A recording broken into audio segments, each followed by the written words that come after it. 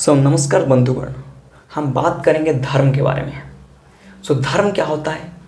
हम संस्कृत भाषा में धर्म का अर्थ जानते हैं धारण करना। तो हम किसे धारण करते हैं? धर्म को धारण करते हैं, अर्थात हमारा कुछ आदर्श होता है जिस आदर्श को जीवन में हम धारण करते हैं। आदर्श को धारण करने के लिए हमको चाहिए कुछ महान बड़े बड़े आदर्श, जैसे कि आप कृष्ण बोल दीजिए, जैसे कि बुद्ध, जैसे कि महादेव, जैसे कि जीसस, जैसे कि मोहम्मद, जैसे कि और भी बड़े बड़े महान आदर्श, जिसे हम भगवान के रूप में, जिसे हम किसी आदर्श के रूप में पूजा भी करते हैं, श्रद्धा भी करते हैं, और उनका जो आइडियोलॉजी है, आदर्श से हमारे जीवन में पूर्ण रूप से प्रतिफलित होता है, तो हम उसे धर्म मान लेते हैं। और भी बहुत सारे, जैसे कि फिलोसोफर हो सकता है, और भी बहुत सारे जैसे कि पॉलिटिकल एजेंडा हो सकता है, और भी बहुत सारे जीवन में भिन्न भिन्न आदर्श को भिन्न भिन्न व्यक्ति के बुद्धि विवेक के बेसिस पे हम मान लेते हैं कि ये धर्म है। अगर धर्म के पूर्णतः गहराई में अगर हम उतरेंगे तो हम जानते हैं कि धर्म का मूल उद्देश्य है बुद्धि का विकास करना, मन का उच्चतम स्थिति में लेके जाना, आत्मा का विकास करना। तो ये सारे का विकास को हम अगर गहराई से समझते हैं, इसी को हम क्या कहते हैं? धर्म। तो हम धर्म में, प्रत्येक धर्म में जो महान तत्व है, महान एसेंस है, उसे जानना जरूरी है। नहीं कि खाली हम विरोध में उतर जाएंगे, ये धर्म अच्छा है, ये धर्म बुरा है, ये अच्छा नहीं है, वो बुरा है। सभी संप्रदायता कहिए या धर्म कहिए, सभी में गहन तत्व सभी में है। हाँ, ये बात है कि हम सभी को भली भांति उनके अंदर जो गहराई है, हमारा विवेक बुद्धि को विश्लेषण करते हुए उन्हें अच्छे से समझ के जीवन में उतारना जरूरी है। अगर हम बात करेंगे जीवन में जितना भी आदर्श मेरे अंदर विकास हुआ है, उनका मूल सिद्धांत मुझे आचार्य कृष्ण से प्राप्त हुआ।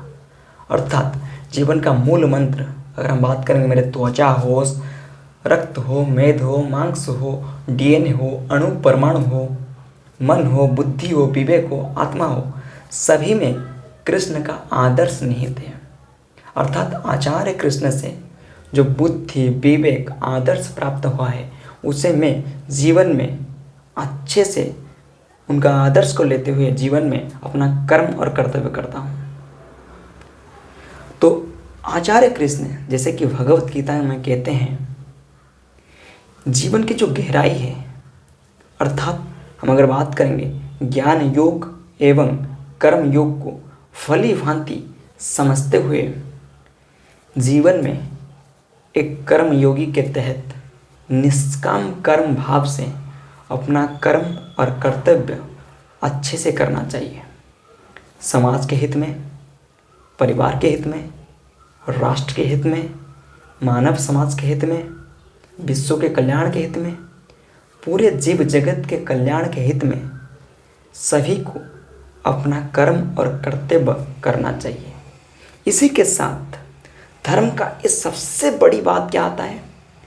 धर्म को वैज्ञानिक मत में, तार्किक मत में और समय के अभी जो आवश्यकता है उसे समझते हुए अगर हम अच्छे से कर्म और कर्तव्य करते हैं, बड़े ही निष्ठा के साथ, बड़े ही निष्काम भाव के साथ, उसे हम सर्वोच्च धर्म मानते हैं। वो हिंदू के मत में हो सकता है, वो बुद्ध के मत में हो सकता है, वो कृष्ण के मत में हो सकता है, या क्रिश्चियन के मत में हो सकता है, या इस्लाम के मत में हो सकता है, या किसी भी धर्म या संप्रदाय के मत में हो सकता है। परंतु हम सब मानव हैं। हमारे प्रत्येक मानव में, अगर हम बायोलॉजिकली बताएंगे, सारे सेल से बने हैं। सेल के अंदर डीएनए है, और सारे डीएनए हो सब मन में बने हैं। सभी के अंदर मन है, सभी के अंदर बुद्धि है, सभी के अंदर विवेक है, सभी के अंदर आत्मा है। तो अगर हम पार्थक्य देखेंगे, किसी में हमको पार्थक्य नजर नहीं आता है, परंतु फिर भी हम लड़ाई करते हैं, ये अच्छा है, वो बुरा है, ये उसमें ये है।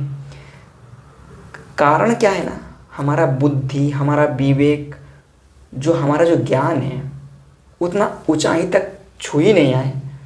उसका जो होता है ना, कुछ जो हम जैसे बोलते हैं कि हमारा बुद्धि विवेक उतना ऊंचाई तक नहीं गया है और जीवन में हम उस सारे चीज़ को चरित्र में उतारे ही नहीं है जिसके बाद हमारे अंदर इंटेलिजेंस या विजडम बिल्ड हो सके, जिसके कारण हम जीवन में जो गहराई है वो उतर नहीं पाते हैं। केवल हम किस में उतरते हैं? विरोधाभास में।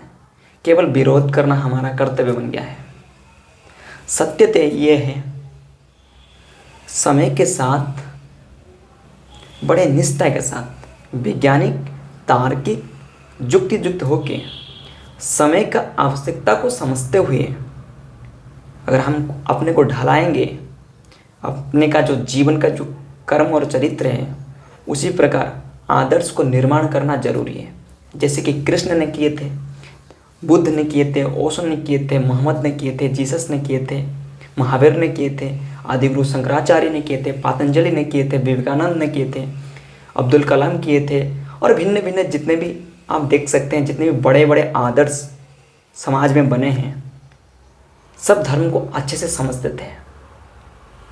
तो अगर आप भगवत गीता में एक धर्म की बात करेंगे, भगवत कृष्ण कहते हैं प्रत्येक व्यक्ति को खुद का स्वधर्म पता होना चाहिए। अर्थात स्वधर्म का अर्थ था ये नहीं कि हम हिंदू की बात करें, ख्रिस्ट की बात करें या किसी इस्लाम की बात करें, जीव्स की बात करें या किसी दूसरे धर्म की बात नहीं करें। धर्म स्वधर्म अर्थात जो आप ज्ञान प्राप्त किए, ज्ञान योग के अर्थात कर्मयोग सभी के साथ अब जब जानने के बाद आप उसके बाद आप खुद को जानिए। जैसे कि कोई साइंटिस्ट बन रहा है, कोई क्रिकेटर बन रहा है या कोई स्पोर्ट्समैन बन रहा है या कोई कुछ ना कुछ बन रहे हैं, कोई राइटर या कोई साइंटिस्ट या कोई टीचर या कोई एंटरप्रेन्योर या कोई कुछ ना कुछ बन रहे हैं।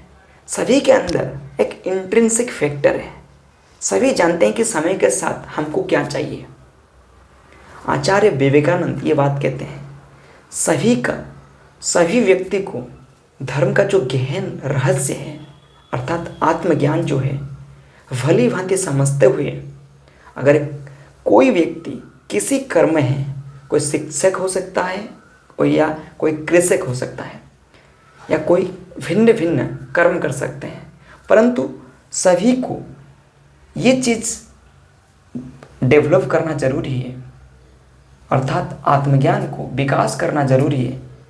आत्मज्ञान के साथ कर्मयोग, ज्ञान योग और भिन्न भिन्न जो योग है या भिन्न भिन्न जो जितने भी मत है, आप जिसको आप आदर्श मानते हैं उसके साथ आप खुद को समझिए।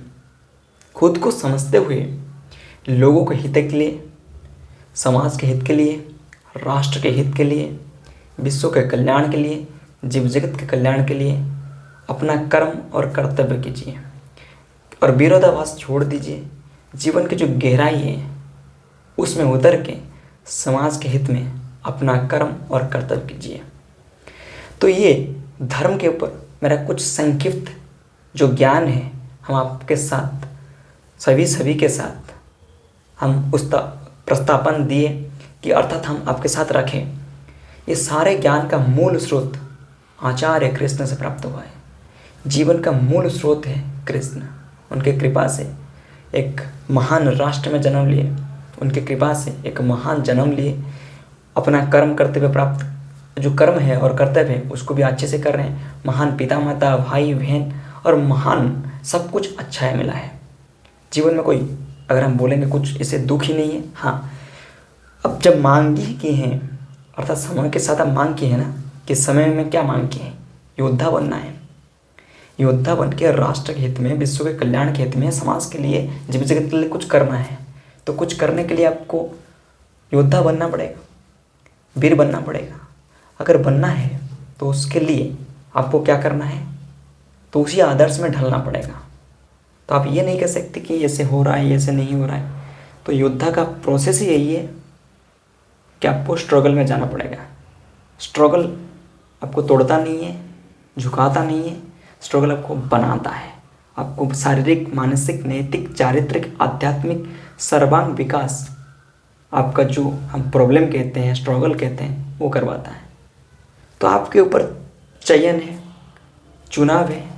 आप इसको मानसिक दुश्चिंता सोच सकते हैं, मेंटल इलनेस सोच सकते हैं, मेंटल प्रेशर सोच सकते हैं, या कृष्ण का या जिसे आप आदर्श मानते हैं उसे जीवन में उनके द्वारा जो प्रॉब्लम या स्ट्रगल आपको प्राप्त हो रहा है वो एक रास्ता दे रहा है आपको जीवन में कुछ महान करने के लिए।